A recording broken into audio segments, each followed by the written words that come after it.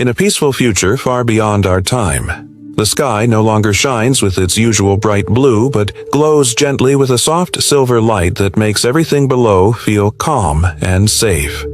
The sun, once golden and hot, now moves gently through the sky like a kind guardian, casting silver shadows and quiet warmth on the ground.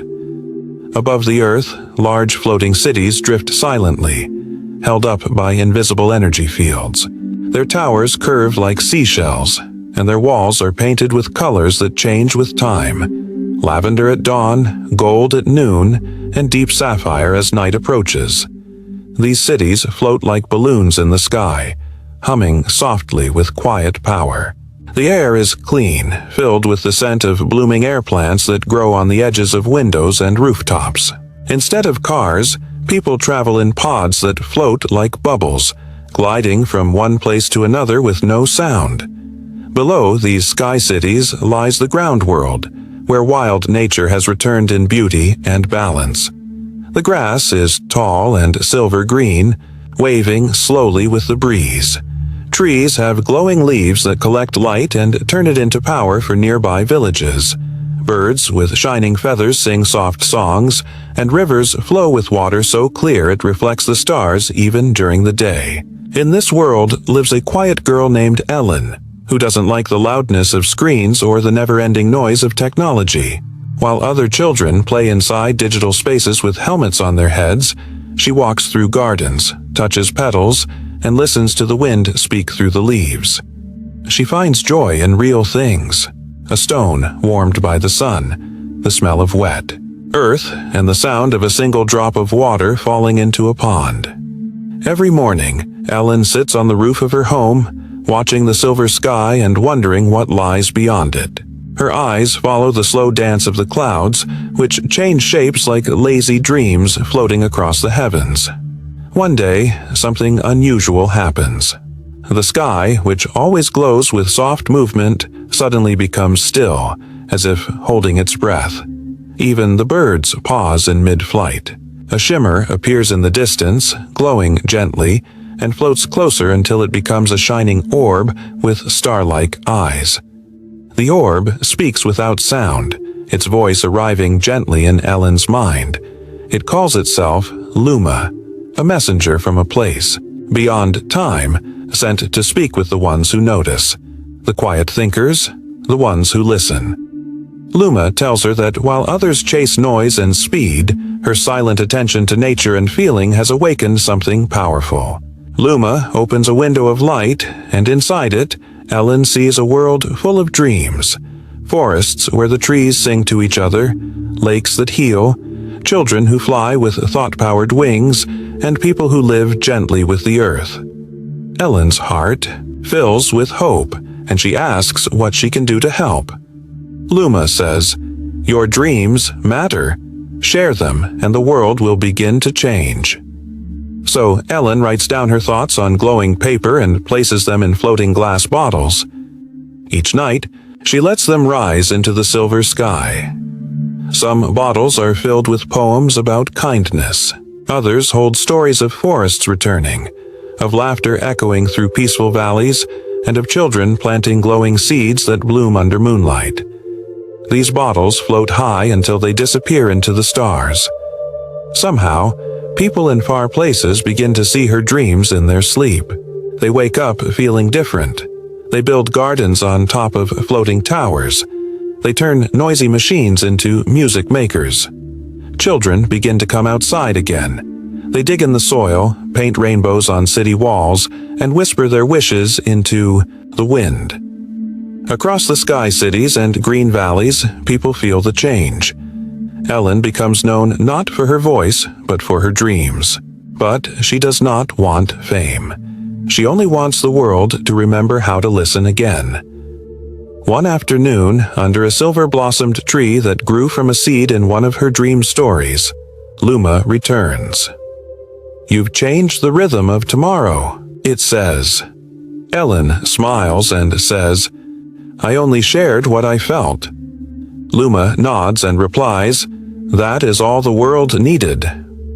After that, Ellen continues to write, but now children write with her, They write with glowing ink on leaves, carve symbols of hope into stones, and sing to the stars at night. Cities begin to grow slower, more thoughtful. Towers bend toward the wind instead of fighting it. Bridges are built from living trees. Light flows through vines and petals. People laugh together in open fields. Time feels different, no longer rushed, but deep and full. The world begins to glow not from electricity, but from peace. As Ellen grows, she never forgets that day when the sky stilled and the messenger arrived. She teaches others not through rules, but through walking barefoot on soft ground, through planting trees with hands full of mud, and through listening to the heartbeat of the world. Now, every year on the day the sky turns still, people gather and release their own dream bottles into the air. They write of joy, safety, balance, friendship, and love. The sky above, still soft and silver, receives them all. No dream is too small. Even a whisper reaches the stars. As Ellen lies beneath the silver tree one evening, her hair touched by wind, she sees a child releasing a bottle with a single wish. Let the world always be kind. Ellen closes her eyes, the wind wrapping around her like a blanket. The earth beneath her feels warm and alive. The sky glows gently, and the stars blink slowly, like eyes watching kindly. She smiles, knowing the world is listening, and as she drifts into sleep, her dreams rise quietly into the silver sky of tomorrow. In a quiet town where tall trees whispered secrets and rivers shimmered like ribbons of light, there lived a gentle girl named Ira, who had a gift no one else understood. She could paint sunsets not with her hands or brushes, but with her thoughts, alone. Each evening, when the day began to fade and shadows stretched long across the grass, she would close her eyes and imagine colors dancing in the sky. Her mind would create streaks of deep orange, gentle lavender, soft pink, and brilliant gold. And just as she pictured them, those colors would appear above her, spreading across the horizon like waves of feeling. People in the village didn't know how the sky changed so beautifully every night, but they all gathered silently on rooftops and hills to watch the display. Mothers held their children close, elders smiled with tears in their eyes, and friends sat together, warmed by the beauty. They believed it was magic from the stars, but Era never told anyone it was her heart shaping the sky.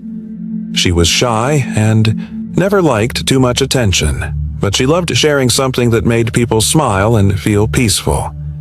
She painted not to impress, but to comfort, to heal sadness, and to give light to the lonely. Every evening, her quiet gift turned the sky into a painting that could never be copied or sold, just seen, felt, and remembered. One afternoon, a group of scientists came to town. They were searching for strange weather patterns and glowing clouds that had been reported in the area. They brought machines, computers, and curious eyes. They asked questions and set up cameras on rooftops. Era became nervous. She didn't want to be found. But that night, as she walked alone by the river, she saw a boy sitting near the water, sketching with pencils and quiet hands. He looked up, smiled, and said, "The sky here feels like a dream." Era didn't reply at first, but something in his voice felt kind and safe. Over the next few days, they became friends. His name was Theo, and he had traveled with the scientists, because he loved drawing clouds, storms, and stars. He wasn't interested in machines. He just wanted to feel the world and understand its shapes. One evening, Era took a deep breath and told him her secret. She explained that her thoughts painted the sunsets, that her feelings became light. Instead of being shocked, Theo nodded slowly and said, "That's the most beautiful thing I've ever heard." He didn't ask how or why. He just listened. And from that night on, they began creating together. Era would imagine a sky full of light, and Theo would draw it, capturing her emotions in lines and shadows. Their bond grew without words. In time, the scientists noticed Theo's sketches and began to ask questions. But he never told them where the skies came from. He simply said, "Some beauty doesn't need to be explained." The town started to feel different. People began to leave their homes earlier, just to see the skies unfold. Strangers arrived, drawn by the glow they had only heard about. Yet, through all this, Era stayed quiet. She never appeared before crowds or stepped onto stages. She let her sunsets speak for her. One day, a storm rolled in. Fierce winds, dark clouds, and roaring thunder. The sky was wild, and Era couldn't calm it. Her thoughts were full of worry, and her heart felt heavy. She tried to paint peace, but the colors came out twisted and sharp. People waited, hoping for light, but only darkness came. Era sat alone, feeling like she had lost her gift. But Theo found her by the old tree. Near the river, he placed his hand on her shoulder and said, "Even the sky needs time to cry." His words gave her comfort. That night, she didn't try to control the sky. Instead, she let it storm, let the winds howl, let the sky release its sorrow. And, in that chaos, a new kind of beauty was born. Lightning danced across the clouds in silver ribbons, and rain fell like tiny stars. People watched, not afraid, but moved. They saw truth in the sky's wildness and love in its power. After the storm, Ira found a new part of her gift, one that embraced every emotion, not just joy or calm. She began to paint skies of quiet, strength, of hope after pain, of stillness after noise. The sunsets became deeper, more human, more real. Children began to draw skies with their crayons. Musicians wrote songs inspired by the evening colors. Writers penned poems under the painted light. Era's sunsets had awakened something in everyone, a need to feel, to see, to connect. Though no one knew her name, her skies were known across mountains and oceans. Years passed. Era and Theo grew older, but they never stopped creating. They traveled to distant lands, bringing colors to gray skies, soft lights to places filled with shadows. Era painted with her mind, and Theo captured each moment with his sketches. In one faraway town, they found children who had never seen, a sunset. Their skies were always covered with smoke and buildings. Ira stood silently, closed her eyes, and filled the air with light. The children gasped, pointing at the sky bursting with gold, rose, and deep purple. Some cried, others laughed, and all were changed. Ira realized her gift was not just for her village, but for the world. Not everyone could paint sunsets with thoughts, but everyone had feelings, and feelings could create beauty too. Her life became a quiet journey, spreading unseen art wherever it was needed. She never asked for thanks, only hoped that people would remember to look up, to dream, and to believe in the magic of gentle hearts. In the end, Ira's story became a legend whispered among generations, of a girl who painted sunsets with her mind, who never spoke much, but who helped the world feel more deeply through the sky.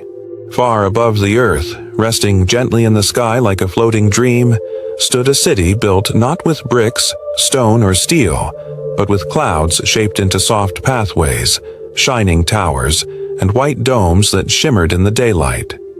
It was a place where technology met the sky and life floated between light and air. The people who lived there had traded the soil beneath their feet for the gentle touch of vapor. The buildings were light as mist but strong like memory, and the streets never knew dust or rain, only drifting fog and golden sunlight.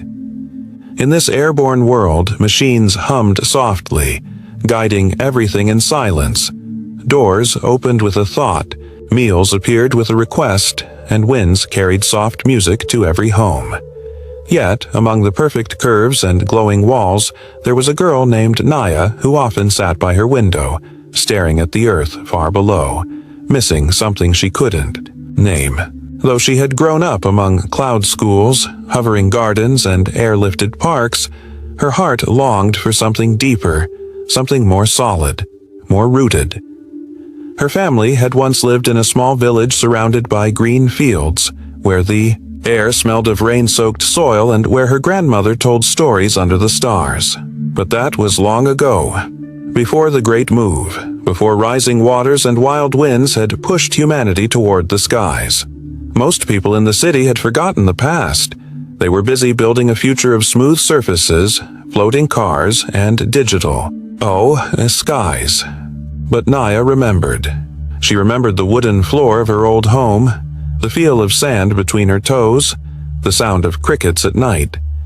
Even in the most beautiful parts of the Cloud City, with its glowing walkways and whispering machines, she felt a quiet ache inside her. One evening, while exploring the old archives stored deep inside the Sky Library, a place few visited, she found a faded box of sound memories labeled Earth Echoes.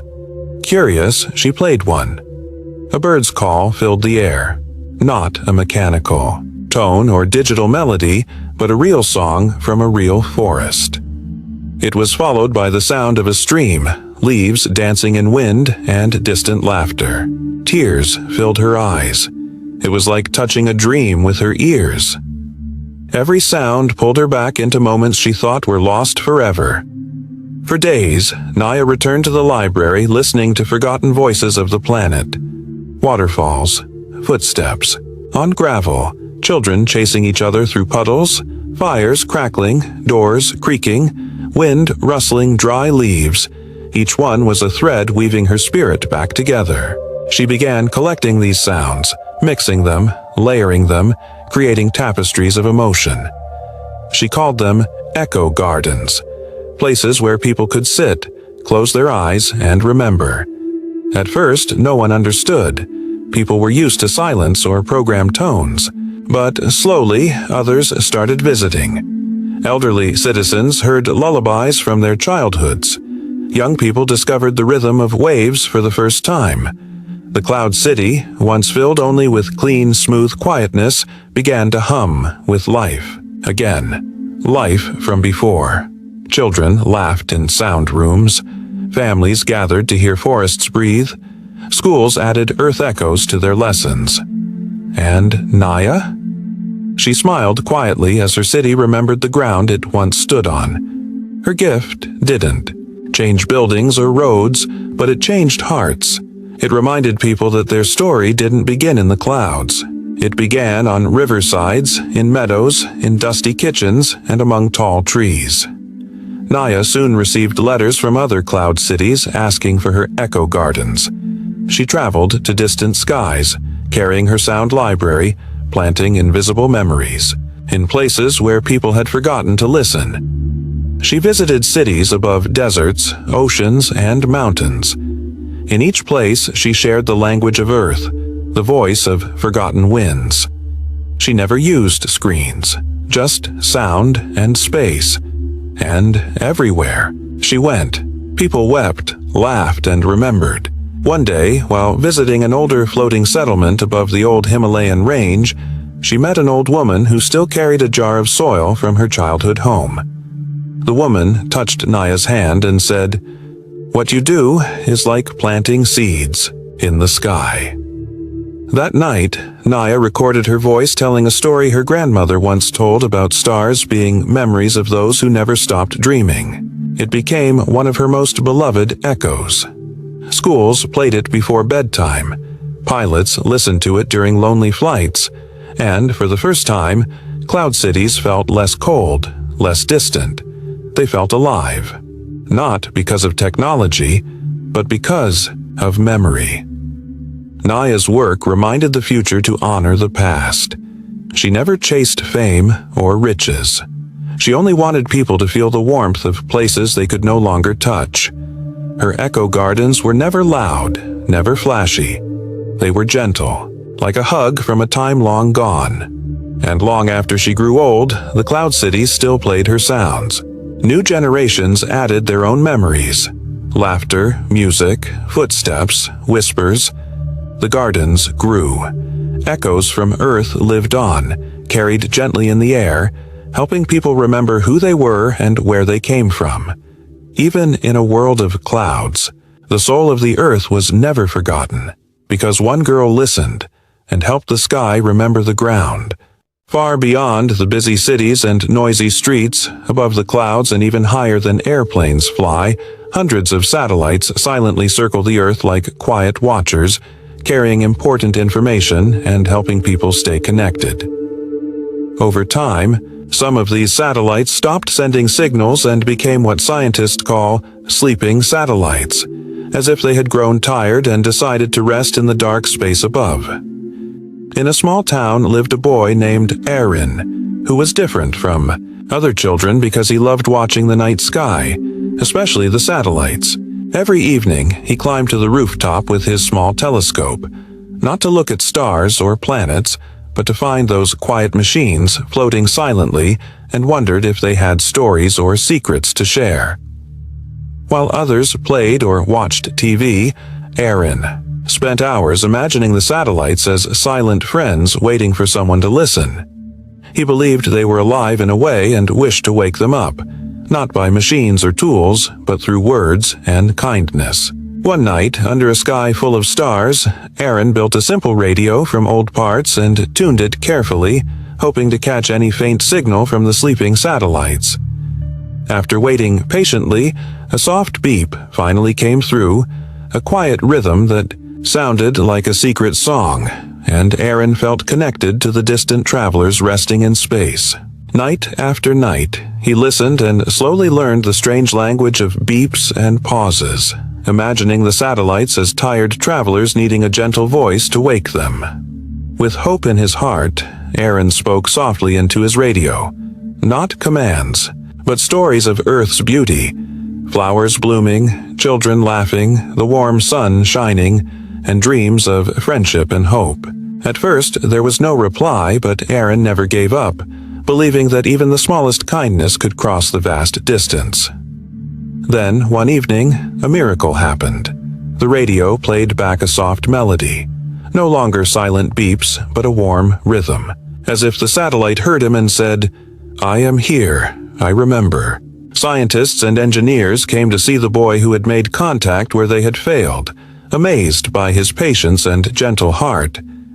Inspired by Aaron, people everywhere sent messages of peace and hope into space, realizing machines were not just cold objects but part of a world where care could bring life to silence. Slowly, more satellites awoke, sending signals filled with old memories and new stories of Earth and beyond. Aaron's friendship with the satellites became a symbol of hope, showing that even in a world ruled by technology, kindness and understanding could awaken the quietest voices. He never wanted fame or reward. The real gift was knowing he had brought light to the darkness, and every night he continued to share stories of Earth's wonders and dreams of peace, keeping the connection alive. Above, the satellites listened, their hearts no longer sleeping, echoing Aaron's words back to the world, EDT, beautiful reminder that even the quietest beings can be awakened by love, patience, and the gentle power of friendship.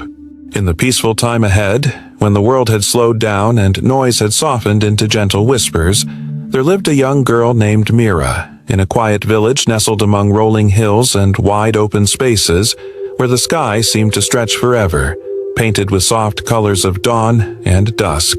This village was a place where people had learned to live in harmony with nature, where trees stood tall like old guardians, and the air was filled with the sweet scent of blooming flowers and fresh earth. A place untouched by the rush and chaos of distant cities that had once buzzed like busy beehives, but now lay silent and still, with fewer machines and more green fields replacing the concrete jungles, and where Mira found her greatest joy not in loud games or busy streets, but in the calm of the night, when the stars began to twinkle one by one, like tiny lanterns hung high above to light the dark sky with their soft, shimmering glow. Every evening after the sun dipped behind the hills and the last warm rays disappeared beneath the horizon, Mira would take her special lantern, a delicate creation made not from glass or metal, but from light itself, a gentle orb that held inside it the captured glow of distant stars. A small sun she could carry carefully in her hands, glowing softly with a warm golden hue that seemed almost magical, as if it was alive and breathing with the quiet pulse of the universe. This lantern was Mira's treasure, her source of comfort and wonder, and she believed deeply that the stars had stories to tell, stories not spoken aloud but whispered in flickers and glimmers that only those with patient hearts could understand. And every night she would sit outside her little home under the vast sky, holding her lantern up high, letting its light mingle with the celestial sparkle above, imagining that she was connecting with those faraway lights, tiny lanterns guiding lost travelers across the dark sea of night, carrying dreams and hopes on their soft beams.